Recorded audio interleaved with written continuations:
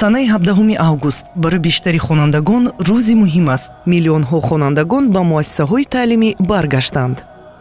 барои таъмини раванди бехатари таҳсил дар шароити COVID-19 мо барои шумо дастурамали видеоӣ омода намудем, ки дар асоси беҳтарин таҷрибаҳои байналмилалӣ ва дастурҳои Вазорати Маориф ва илми Ҷумҳурии Тоҷикистон таҳия шудааст.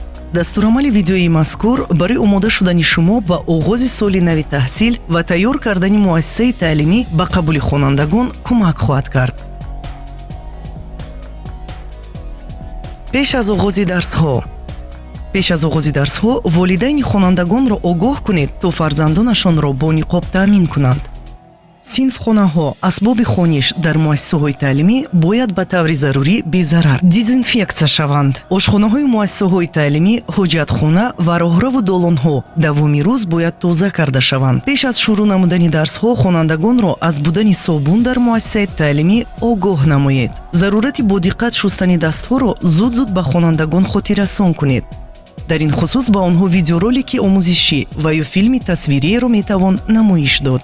давомнокии дарсҳоро ба низом дароред, то хонандаҳои синфҳои ибтидоӣ аз дарс барвақттар бароянд. ба ин васила ҷамъшавӣ дар долонҳо пешгирӣ мешавад. инчунин дар фарши долонҳову ошёнаҳо бо гузоштани аломат ҳаракати яксамтаро ба роҳ монд. тавсия дода мешавад, ки мизи хонандагон на камтар аз 1 метр дур гузошта шавад. масалан, курсиҳоро бо тартиби шоҳмот метавон ҷобаҷо кард. дар ошхона вақти хӯрокхӯрӣ хонандагонро аз рӯи ҷадвали ҷудогона ба роҳ монед. масалан, барои хонандагони синфҳои ибтидоӣ аз соати 12, барои синфҳои болоӣ бошад аз соати 12:30. инчунин фазои кушодаро ҳамчун ҷойи иловагӣ барои хӯрокхӯрӣ метавон истифода кард. барои хонандагон якчанд роҳи баромад ташкил кунед. масалан, як баромадгоҳ барои басти якум ва баромадгоҳи дигар барои басти дуввум.